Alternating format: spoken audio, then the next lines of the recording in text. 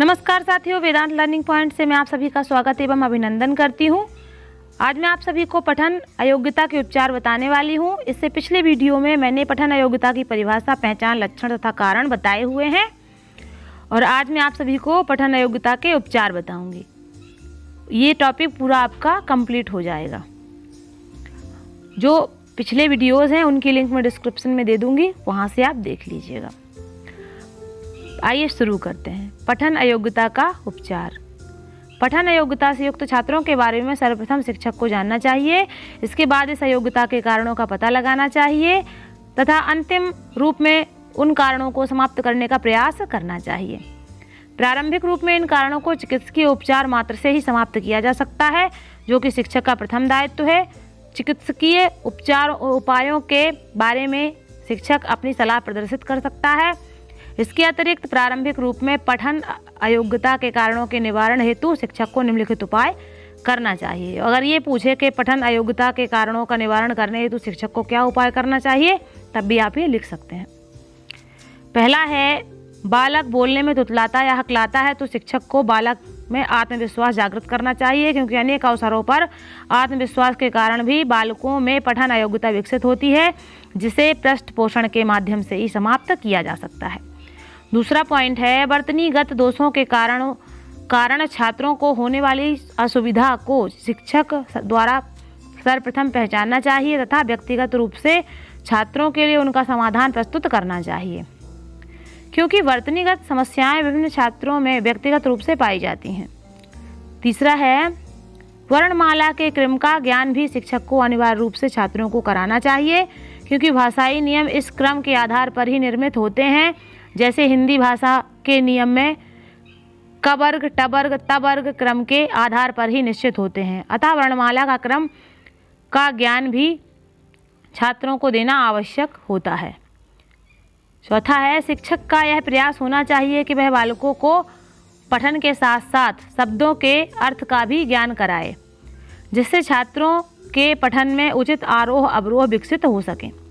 पांचवा है, छात्रों के ध्यान को केंद्रित करने के लिए यह आवश्यक है कि रुचिपूर्ण ढंग से शिक्षण अधिगम प्रक्रिया संपन्न की जाए, जिससे छात्र पूर्ण मनोयोग से पठन कार्य को संपन्न कर सकें तथा उनकी पठन अयोग्यता दूर हो सके।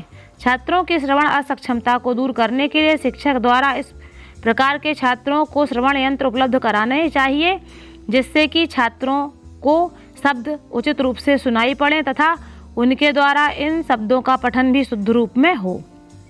सातवां है, छात्रों की पठन क्षमता को उपयुक्त एवं शुद्ध बनाने के लिए शिक्षक को उचित गति का पठन अभ्यास कराना चाहिए, क्योंकि शीघ्र गति से पठन भी छात्रों में पठन संबंधी दोष उत्पन्न करता है तथा छात्रों में यह वाणी दोष की उचित चिकित्सा संभव है।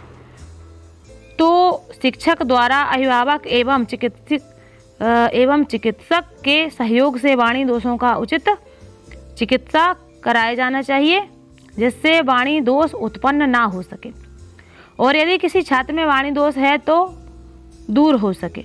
नौवां है, छात्रों में ध्वनि संबंधी विशेषताओं के पहचान की योग्यता विकसित करने के लिए उन्हें शब्दों का अभ्यास कराना चाहिए, जिससे प्रत्येक छात्र उचित प्रकार से ध्वनियों का ज्ञान प्राप्त कर सके तथा उनमें किसी प्रकार के वाणी दोष की संभावना उत्पन्न ना हो सके।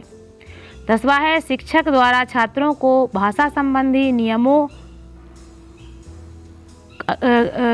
के अनुरूप बना सकें तथा पठन अयोग्यता के दोष से बचें।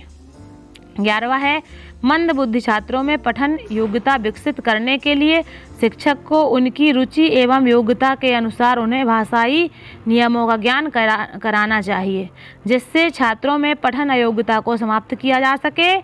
12वां है, शिक्षक को भाषाई शिक्षण को रुचिपूर्ण बनाने के लिए शिक्षण अधिगम सामग्री का उचित प्रयोग उचित रूप से करना चाहिए, जिससे रुचिपूर्ण शिक्षण का विकास संभव हो सके तथा छात्रों को पठन दोष से बचाया जा सके। उपरोक्त विवेचन से यह स्पष्ट होता है कि शिक्षक को पठन अयोग्यता के संपूर्ण कारणों को समाप्त करने के लिए चिकित्सकीय एवं शैक्षिक उपायों को अपनाना चाहिए, जिससे पठन अयोग्यता से ग्रसित छात्र भी सामान्य छात्रों की भांति अपने अंतर्गत पठन योग्यता को विकसित कर सकें। इसके साथ ही ये टॉपिक समाप्त होता है। अगले टॉपिक में आपको लेखन अयोग्यता के बारे में बताएंगे, डिस्ग्राफिया। तो तब तक के लिए आप सभी का धन्यवाद। चैनल को सब्सक्राइब कर लीजिए। आप सभी का दिन शुभ हो।